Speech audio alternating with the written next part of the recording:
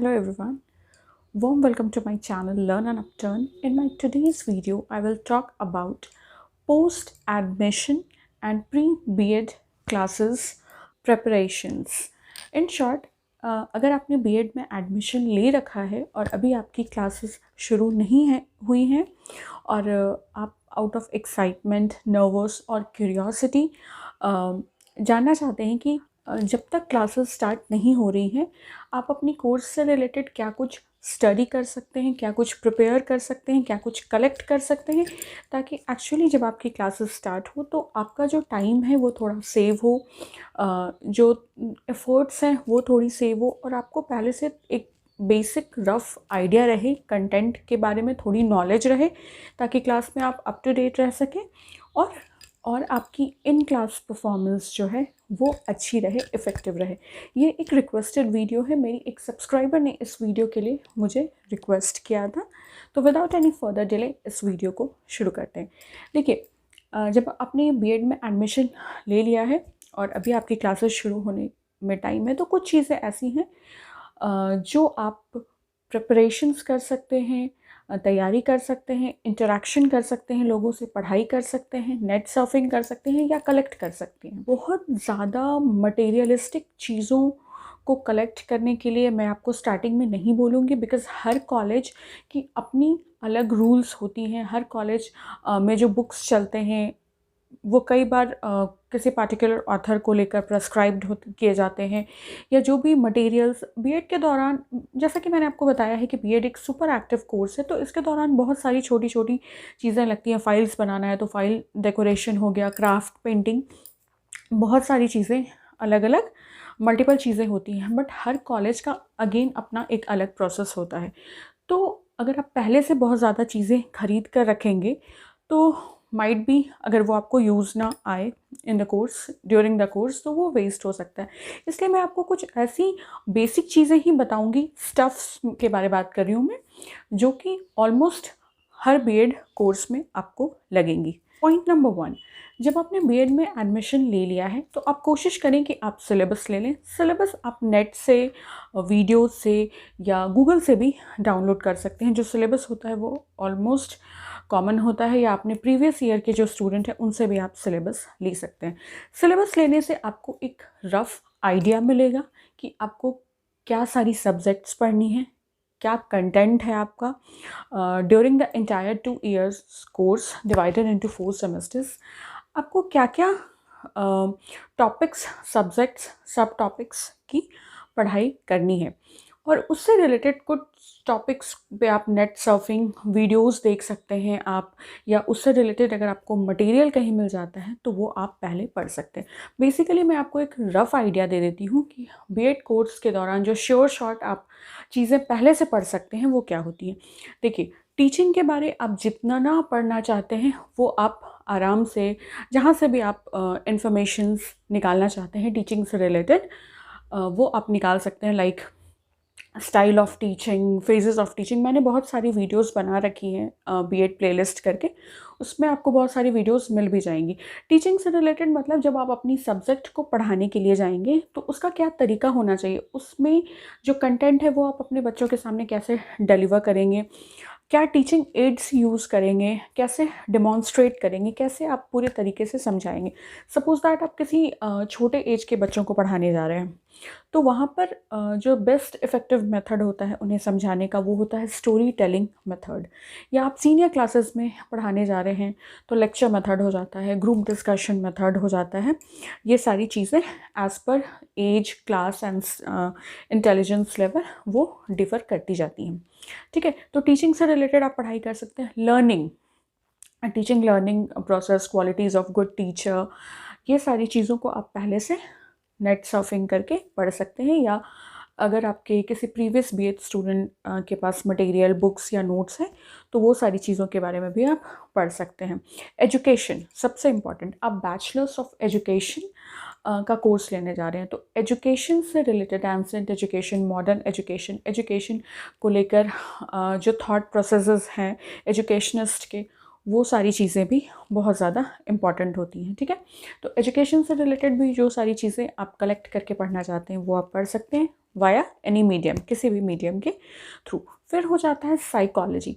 BEd में आपको बताया जाता है कि आपको चाइल्ड साइकोलॉजी को ध्यान में रख के पढ़ाना होता है। स्टूडेंट की साइकोलॉजी क्या होती है, स्टूडेंट की आईक्यू लेवल क्या होती है, गिफ्टेड चिल्ड्रन, प्रॉब्लमेटिक चिल्ड्रन कौन कौन होते हैं, ये सारी चीज़ों पे बेसिकली आपको बीएड के दौरान पढ़ाया जाता है। तो ये सारी चीज़ें जो हैं वो आप पहले से किसी यूट्यूबर जो बीएड के टॉपिक पे वीडियोस बनाते हैं, या मैं जो बीएड के टॉपिक पे वीडियोस बनाती हूँ वो देख सकते हैं, या किसी अगर आपके फैमिली फ्रेंड्स या रिलेटिव्स में किसी ने बीएड किया है आप उनसे कंटेंट ले सकते हैं। बुक्स आप ख़रीद सकते हैं, बट अगेन मैं बोलूँगी कि ऐसी कोई रेस्ट्रिक्शन नहीं होती बीएड कोर्स में कि टीचर जो बोलेंगे उसी राइटर या उसी ऑथर का बुक आपको ख़रीदना है। बट कई जगह पर होता है कि किस बुक में ज़्यादा कंटेंट है। बीएड जैसे कोर्सेज़ के लिए जब आप हाई क्लासेस में जाते हैं तो ऑब्वियसली आप एक राइटर या एक ऑथर के बुक से सारे कंटेंट आपको नहीं मिलेंगे एक बुक में, तो आपको 2-3 बुक्स से जो कंटेंट है वो कलेक्ट करना पड़ता है, ठीक है। तो आप लाइब्रेरी, जो बीएड कॉलेज की लाइब्रेरी है वहाँ से भी बुक निकाल सकते हैं। इन केस अगर आपने एक बुक ले लिया जिसमें पूरा कंटेंट आपको नहीं मिल रहा है तो वो आप बाद में अपने बीएड कॉलेज के लाइब्रेरी से भी बुक्स को निकाल के नोट्स बना सकते हैं। तो ये सारी चीज़ें जो हैं वो आप पहले से पढ़ सकते हैं। एजुकेशन, टीचिंग, लर्निंग, साइकोलॉजी, ये सारी चीज़ों के बारे में आप पहले से पढ़ सकते हैं। And the most important point जो आई थिंक हर एक बीएड स्टूडेंट को करना चाहिए जिन्होंने एडमिशन लिया है और अभी उनकी क्लास स्टार्ट नहीं हुई है। जैसा कि आप जानते हैं कि बीएड में आपको ट्रेनिंग के लिए भेजा जाता है। आपको किसी पार्टिकुलर स्कूल में जाकर वहाँ पर स्टूडेंट्स को पढ़ाना पड़ता है। 1 to 10 स्टैंडर्ड के स्टूडेंट्स को पढ़ाना पड़ता है, और कई बार अगर आप पोस्ट ग्रेजुएट हैं तो आपको 11th-12th क्लासेस भी मिलती हैं।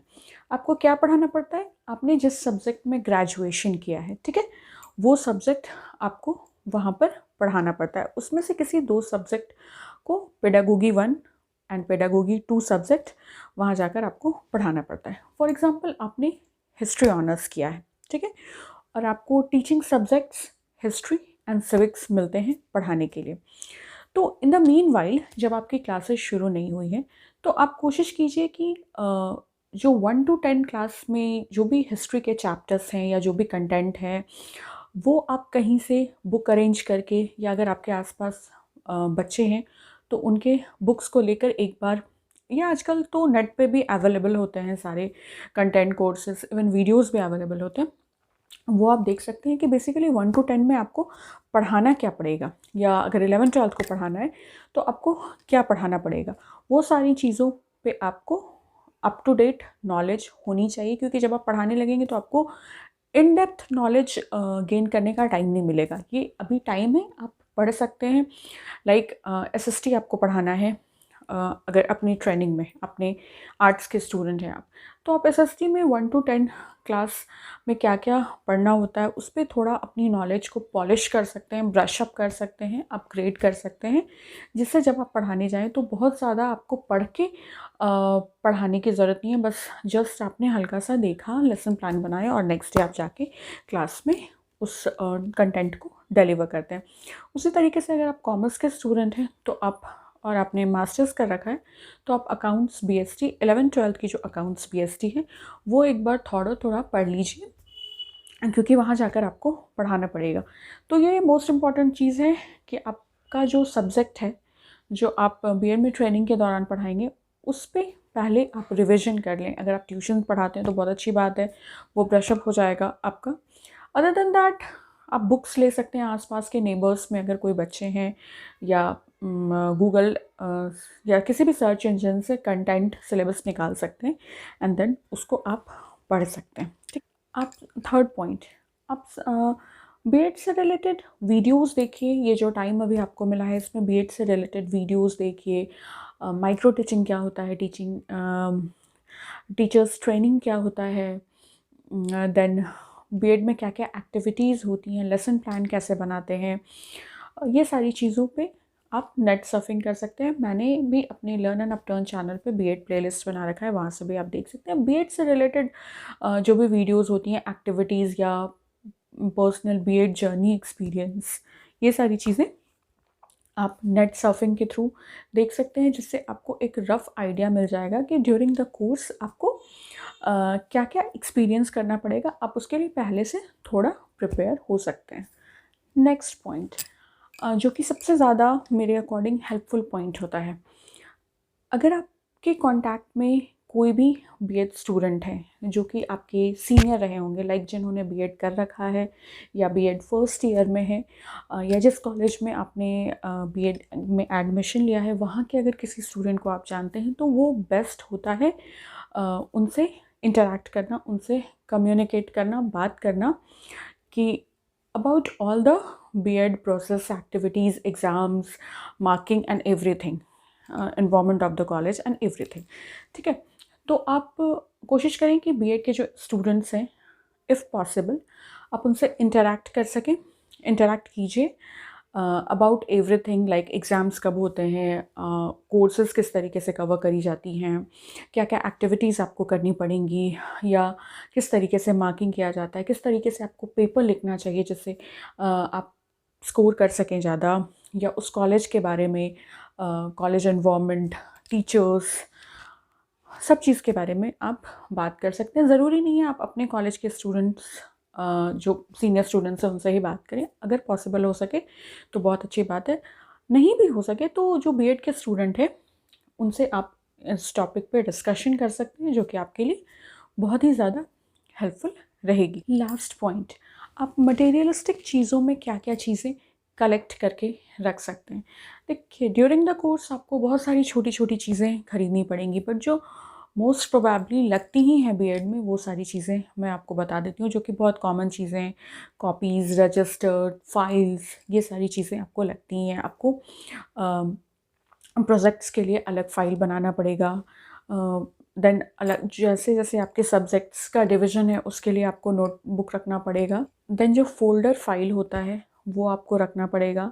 असाइनमेंट्स वगैरह जो होते हैं, जो प्रोजेक्ट्स होते हैं, बहुत जगह पर एक रजिस्टर नोटबुक काइंड ऑफ वो ख़रीदना पड़ता है। एंड देन उसमें आपको जो आपको प्रोजेक्ट्स वगैरह मिलते हैं वो जमा करना पड़ता है, मंथली बेसिस, वीकली बेसिस, जिस भी बेसिस पे आपको मिलती है। बट जो असाइनमेंट्स वगैरह मिलते हैं उसके लिए आपको प्रॉपर जो फ़ोल्डर फाइल आती है वो आप ख़रीद के रख सकते हैं। देन उसके बाद century paper, chart paper, teaching aids में बहुत सारे काम आते हैं, ये आप आराम से स्टॉक लेकर रख सकते हैं। ड्यूरिंग द कोर्स तो उतना ज़्यादा नहीं आपको काम आएगा, बट जब आप माइक्रो टीचिंग करेंगे, टीचर्स जो आप ट्रेनिंग के लिए जाएंगे, टीचिंग प्रैक्टिस के लिए, उसके पहले जब आप माइक्रो टीचिंग करेंगे तो डेमो क्लासेस में आपको टीचिंग एड्स वहाँ शो करना होगा। तो century paper, chart papers, coloured papers, then glitter pens, coloured pens, markers, sketch pens, ये सारी चीज़ें डायग्राम्स वगैरह बनाने के लिए, उस देन वाटर पेंट्स वगैरह, ये सारी चीज़ें आपको लगेंगी। तो आप ये सारी चीज़ें पहले से कलेक्ट करके रख सकते हैं। बीएड में जो भी आप फाइल वगैरह या जो कुछ भी प्रोजेक्ट और असाइनमेंट काइंड ऑफ जमा करते हैं, वो आपको थोड़ा डेकोरेटिव वे में उसको प्रेजेंट करके देना पड़ता है। लाइक उसमें आप जो कलर्ड टेप्स आते हैं, जो कलरफुल टेप्स आते हैं, उससे आप बॉर्डर वगैरह दे सकते हैं, कुछ फ्लोरल डेकोरेशन कर सकते हैं, या आपके कॉलेज का जो एम्ब्लम है वो बना सकते हैं आप उसमें। तो उसके लिए भी आप अलग तरीके के, लाइक जो वेलवेट वाले पेपर्स आते हैं वो ले सकते हैं कॉपी को कवर करने के लिए। देन कलर टेप्स वगैरह ले सकते हैं, different kind of pen, sketch pens, ये सारी चीज़ें आप ले।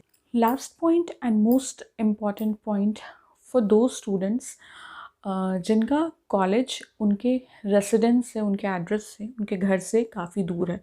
हालांकि मैंने अपनी पहली वीडियो में आपको बताया है कि आप ऐसे कॉलेज में एडमिशन लें जो कि आपके घर से थोड़ा नज़दीक हो, because BEd is a super active course.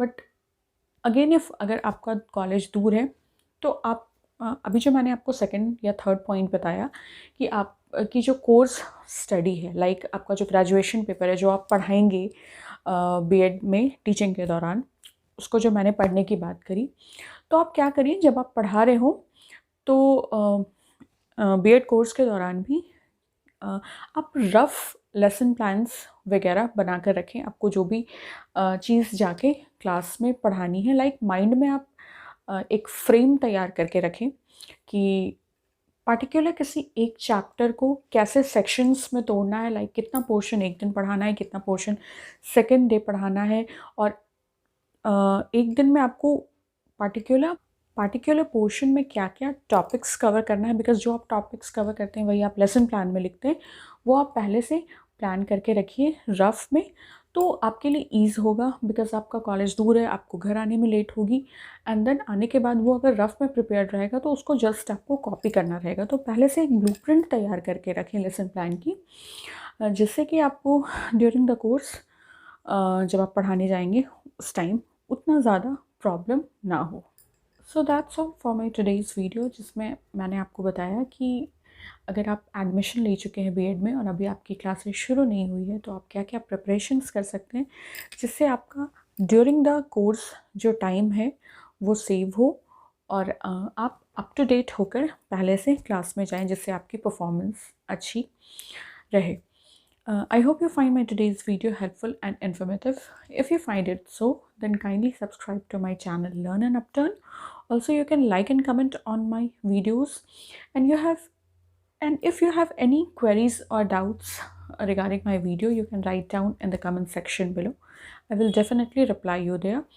And also, if you want me to make videos on any specific content related to BEd से रिलेटेड अगर आप मेरे से कुछ भी पूछना चाहते हैं या किसी भी टॉपिक पे आप चाहते हैं कि मैं वीडियो बनाऊं रिगार्डिंग कोर्स, जो आपका सिलेबस है, जो कंटेंट है उससे रिलेटेड, या उसके अलावा बीएड कोर्स से रिलेटेड, तो वो भी आप सजेशंस मुझे कमेंट सेक्शन में दे सकते हैं।